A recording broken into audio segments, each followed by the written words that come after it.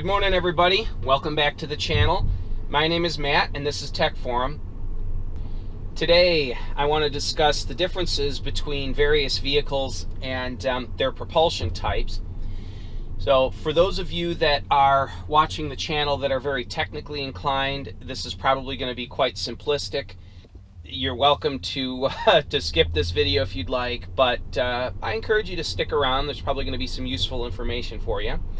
This video is being recorded primarily for those that are maybe a little bit new with the EV thing and not as technically minded, and are very much are curious to know what are some of the differences between different cars. We happen to live in a golden era of vehicles where there are many different choices, different options on what you can purchase. So, and what I mean by many different options is propulsion type. So my channel is focused primarily on my Tesla Model 3, which is a purely electric car. There is no gas engine on board at all, either to drive the wheels or charge the battery or anything. No gas whatsoever. And many people don't necessarily realize that. I think Tesla and EV aficionados are almost surprised to hear that many people are unaware of the fact that Teslas are purely electric, but that is this car. So we've got the traditional gas cars, then you've got purely electric cars like the Tesla, and then there are hybrids, which are in between. And the word hybrid basically means to combine two things seamlessly. So you've got a gas vehicle that operates primarily on gas, and then you've got electric, which operates purely on electricity, and then you've got hybrids that fall in the middle. A hybrid has a gas engine and an electric drive system, but typically a hybrid would have a modest size gas engine. It doesn't need to have a huge gas engine because it's got the electric system to augment the gas engine. And then it would have a modest electric system. Again, you don't need a high performance or a large electric system for that car because it's augmented by the gas engine.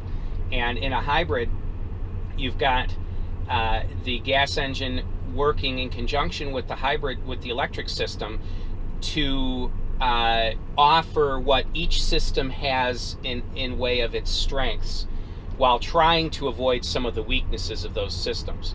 And now, within these types of vehicles, gas, hybrid, and electric, there are subsets. So for instance, within the gas vehicles, you've got gasoline-powered cars and you've got diesel cars, and they are quite different.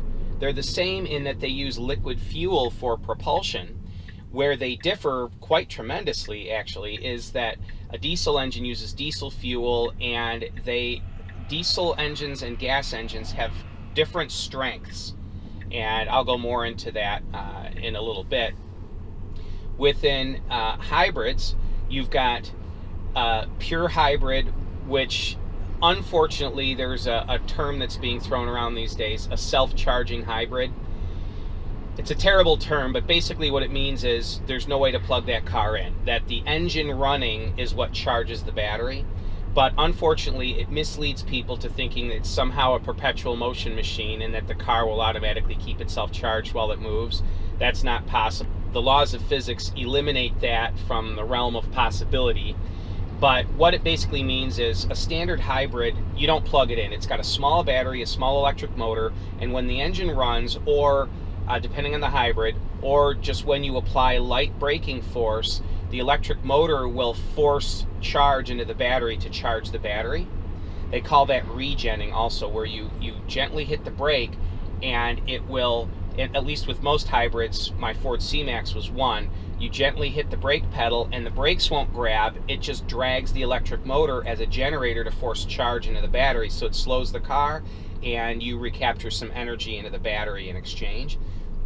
So that would be, I'll just call that a standard hybrid or a non-plug-in. But then you've got the plug-in hybrid, which I like plug-in hybrids in for a lot of reasons. But a plug-in hybrid has a larger battery than a standard hybrid, but not as large as this car.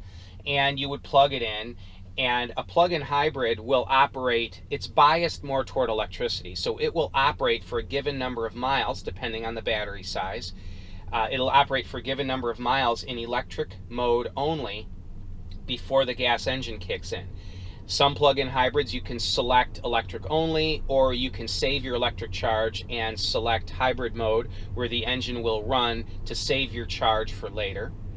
So, and then with pure electric cars, there's a subset there as well. You've got short-range electric cars, which are typically right in the 100 miles per charge range. Then you've got long-range electric cars, which would be 200 plus miles of range. This particular car is rated at 325 miles of range, which is one of the highest range electric cars on Earth. The only car that is higher would be the large battery Tesla Model S.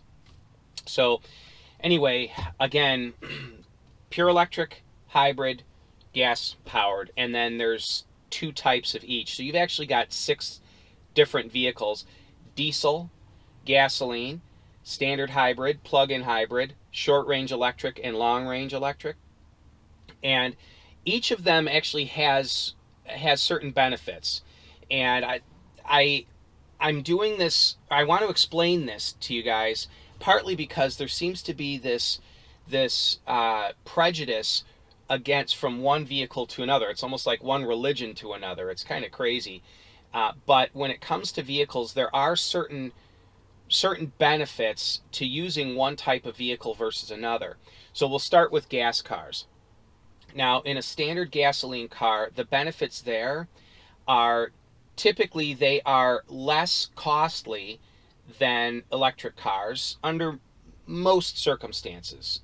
This long-range electric car was a bit on the expensive side. Gas cars, you can spend a lot on a gas-powered car, but typically the lowest cost vehicles you can buy are typically going to be gasoline powered. Little Honda Civic, or Toyota Camry, or a little Nissan Versa, I think, is the lowest cost American car right now. So they're typically your go ahead, you can go in. Yes, I'm a nice guy. Anyway, so the your upfront buy-in cost for a gas car is typically quite reasonable. Also, the infrastructure to gas the car up is very well fleshed out. We have a large number of repair shops to keep it maintained. There are certain benefits to a gas car. Now, then you've got, within the realm of the gas vehicle, you've got diesel versus standard gasoline. Diesel engines are higher torque, and they are much higher compression, which means they typically function more efficiently. So a diesel vehicle will typically get better mileage, actually far better mileage than a gas vehicle, but that's primarily on the highway, because diesel engines are most efficient when operating at a fixed RPM at a given load. So on the expressway, a gas car might be, say, a very efficient gas car might be 30 miles to the gallon around town and more like 40 on the expressway, whereas a diesel car can be more than 50. And even I've got a couple friends that have smaller gas cars that are pushing 60 miles to the gallon on the expressway. So if you're doing mostly expressway driving and you want a gasoline or a liquid fueled vehicle, I would say that a diesel might serve you better than a gasoline car, mainly because, again, they do get better mileage on the expressway. If you're doing primarily driving around town, a gasoline car might suit you better. They have typically better acceleration and throttle response and that kind of thing. So that would be gas cars and their benefits. Now, the drawback to gas cars, obviously they're burning fuel. So, and I don't want to get into the debate over how clean are electric vehicles really, and based on electricity production and all of that. That's a discussion for another time. However, gasoline burning vehicles are going to be dirtier to the environment than an electric vehicle, typically. And so that's a downside. Another downside is electric vehicles are historically more reliable than gas vehicles, actually far more reliable. Diesel cars can be quite reliable as well, but electric vehicles are typically more reliable. They're actually less complicated. They may have more tech in them, but they are less mechanically complicated. So gas cars, again, they pollute more, they will break down more. Also, they cost more. Even a diesel car, which is better on fuel than a gas car, will still cost multiple times more, 3 or 4 times more to operate per mile.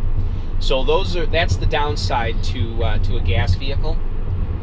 Now I'm going to shift all the way over to the electric side, and we'll go back to hybrids afterward, because once you understand both ends of the spectrum, the hybrids will become clearer. So on the electric side, you have cars that are purely electric. And with electric vehicles, the benefits are they're cleaner, they're quieter. You don't have to start it and let it warm up. You just get in it and drive. You don't have to stop to fuel it up. You have it plugged in at home. You get up in the morning, you unplug it, you're ready to go. Boom, you're good. And so they're more reliable, less maintenance, and they are cleaner for the environment. I would say the downside to electric vehicles is typically, per the range you're getting out of it, it's going to cost you more than a gas car. So this car was $55,000, not cheap. You can get a gas car for half that price that has similar features. Doesn't necessarily have the crazy tech, but similar features in heated seats and that kind of thing. Nav, backup camera, and all that. So now with an electric vehicle, the primary benefit for you as an owner is going to be far less expense per mile to operate, and primarily around town use is where you're going to benefit the most. So with a gas cars get better range on the highway, whether it be gas or diesel. You're going to get better range on the highway per tank than you would with an electric car per charge.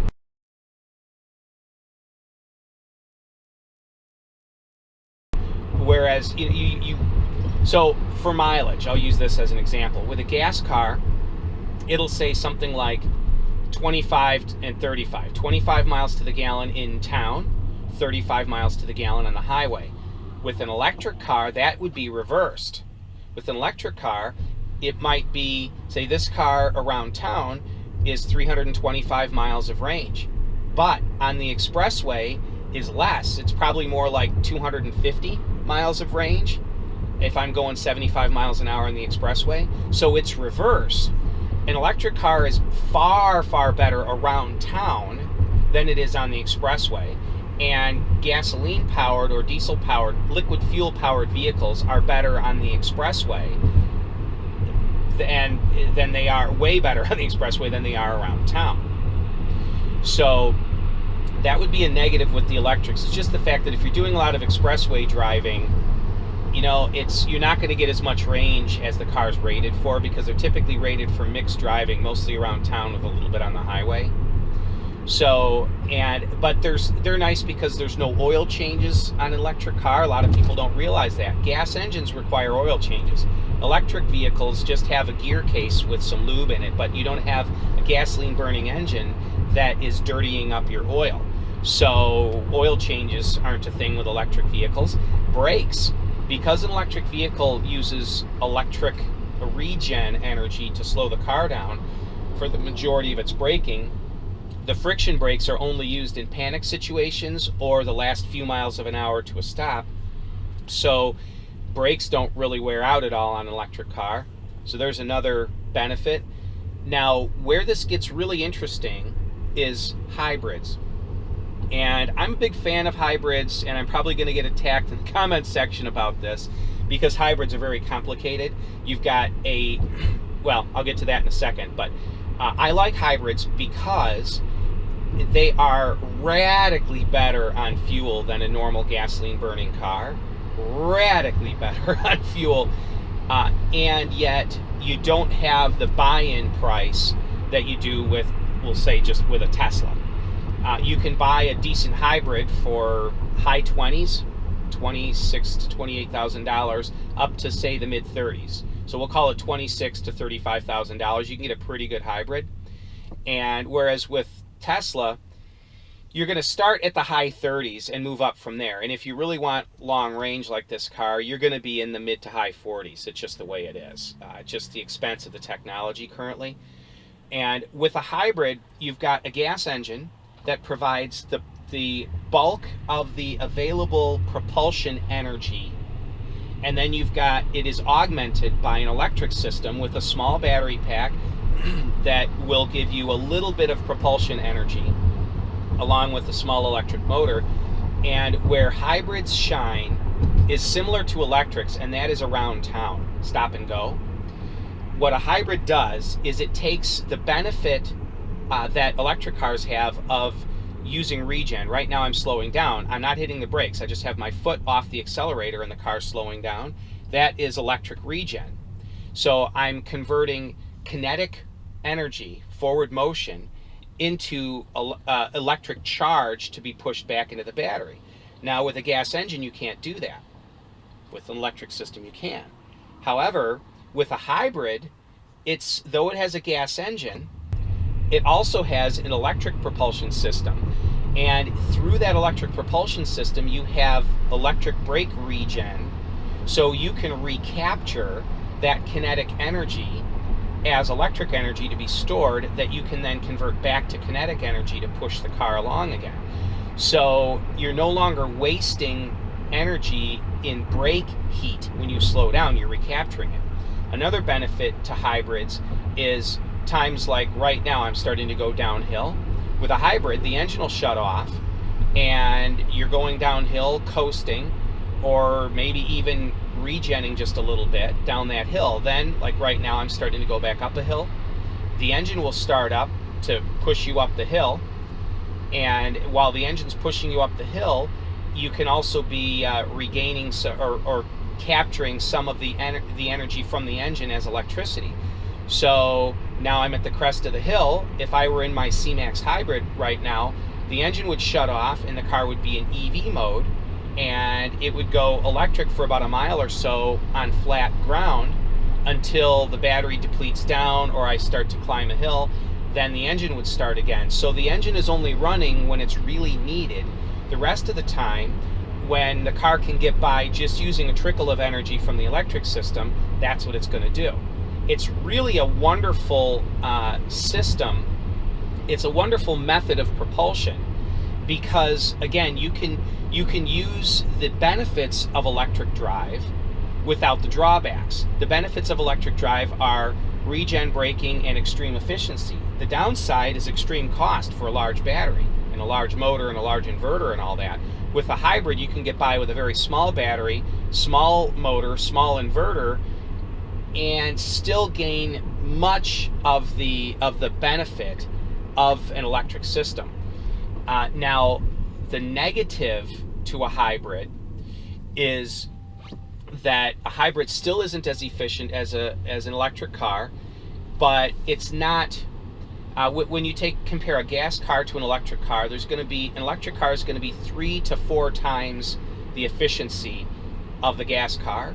When you compare a hybrid to an electric car, the electric car is going to be about twice to maybe 2.5 times as efficient as the hybrid. So the electric car is still far more efficient, but the hybrid is far more efficient than a gas car. Now, where it gets really interesting is plug-in hybrids, and this is primarily where I'm very excited. And a plug-in hybrid is what its name would suggest. It's a hybrid vehicle that operates both on liquid fuel and on electricity, but the battery pack is larger than a standard hybrid, large enough that you can get several miles. Typically it would be between 20 and 30 miles of range. Some plug-in hybrids are 50 or more miles of range. The Chevy Volt would be a good example. I would love to find a used Chevy Volt. In fact, my parents have a Gen 1 Chevy Volt that I'll probably be purchasing from them later this year. I don't need it, but I love the technology. So a plug-in hybrid has a plug like an electric car. So you would plug it in, charge the battery pack. And so let's say you've got a plug-in hybrid that has, the Chevy Volt, we'll use that as an example. The Gen 1 Chevy Volt was rated at 38 miles on a charge. And my parents said, yeah, they get between 35 and 42 miles on a charge. After that, the engine starts. Now, on that car, you can select hold to hold the charge for later and have it function on in hybrid mode, or you can choose EV mode where you can just use the battery. So with that car, it's great because it's going to go close to 40 miles on a charge. The average American drives 40 miles or less per day for commuting to work and running errands. So a plug-in hybrid is awesome because you can get by with a much smaller battery pack and still have that 40 miles of driving range that you would normally do. But if you want to go further than that, the gas engine will kick in and give you that range that you're looking for. Also, with a plug-in hybrid, you can travel cross-country and not be concerned about charging stations.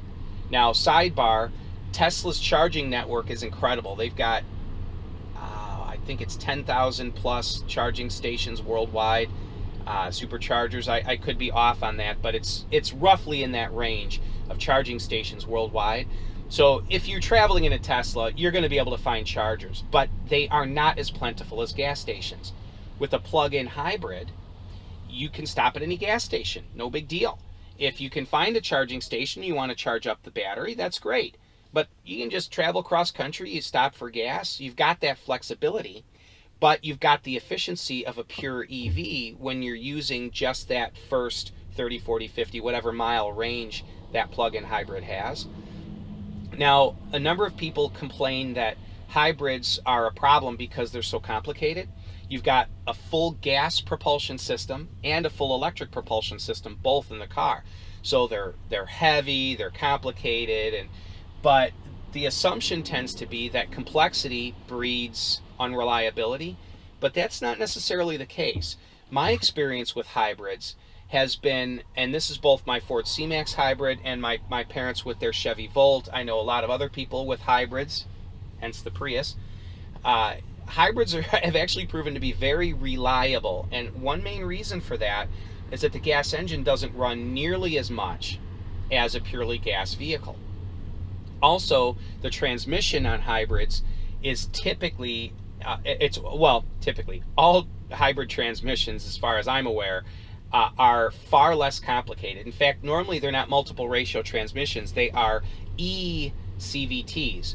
They're a variable transmission, but they don't have the CVT internals. They typically use an electric motor attached to a differential and a gas engine attached to the other side of the differential, and the electric motor speeds up and slows down to vary the ratio between the engine and the wheels, which means all it is a reduction housing. So the transmissions are reliable. I had almost no problems with my C-Max. It's got nearly 200,000 miles on it. I went through 2 fuel injectors, and both of those were when it was like 10 below zero. They're plastic fuel injectors, and the engine is reversed. The intake's in the front, so ultra cold air blasts against these injectors, and when the weather would get super cold, an injector would go bad. So I had that happen a couple times. I wore out wheel bearings in the rear wheels just from the sheer number of miles. But other than, and I replaced brake rotors because they eventually delaminated from rust, but they never wore out. So that was probably the most reliable vehicle I've ever owned. We'll see how this pans out in reliability over 200,000, but that was the most reliable car. My parents with their Chevy Volt, ultra reliable, and they had a Generation 1 Prius before that, which was super reliable. So hybrids, because the electric system is functioning much of the time, it takes a lot of the wear off the gas engine. In fact, my C-Max, 60% of the time, and my C-Max was a non-plug-in, it was just a standard hybrid, but 60% of the miles that car has on it are electric only, because the engine accelerates you, then it shuts off, and you maintain speed with the electric system, and then you climb a hill, the engine starts, you get to the top, the engine shuts off. I mean, it's wonderful. So the 200,000 miles that car has on it, it's probably only about 70 or 80,000 that the engine has on it. So hybrids have actually proven to be very, very reliable, and I think that they can be a very good option for people looking to get into electric vehicles that want to save fuel. Maybe they want to have less hydrocarbons or whatever. It's a hybrid is a good option. And I know EV purists will probably be unhappy with me saying that, but let's face it, battery technology is still very expensive nowadays, and it hasn't gotten cheap enough yet. And I believe that hybrids have their place. So a quick recap: diesel and gasoline vehicles typically less costly, more infrastructure. They are less reliable than electric and hybrids, but they're fine if you're looking to save money on the purchase price and you don't drive a lot. They can be a good option. Diesel is better on the highway, gas cars are better around town. Then you've got pure electrics. The benefits to those, again, less cost per mile to operate, radically less cost to operate, less hydrocarbons, more reliability. The downside to electric: high purchase price, less infrastructure for charging and service, and I would say just the fear of the unknown is one. Then with hybrids, the strength of hybrids is the benefits, many of the benefits of an EV without the infrastructure drawbacks, and that that hybrids and EVs are better around town, not as good on the expressway. So there's a real quick overview, and I mean, this is something that I could dive deep for hours on, but I just wanted to give a quick overview on the differences and some of the benefits and drawbacks. I hope this was articulate and that you guys could understand what I'm saying. I'll do a part 2 if you guys are really looking for more information on this, but this video comes on the heels of yesterday's video where I talk about efficiency, and I've had a lot of people ask me questions about different vehicles, and are EVs always better, or are there times that gas vehicles trump an EV in certain circumstances? So I wanted to do this video to better explain that. So anyway, as always, thanks guys. Have yourselves a wonderful day. My referral code will be a link in the description below, and through the end of this month there's 5,000 miles of free supercharging when you use it, so better than they typically give, so that's great. Anyway, you guys have yourselves a wonderful day. Take it easy now. Bye-bye.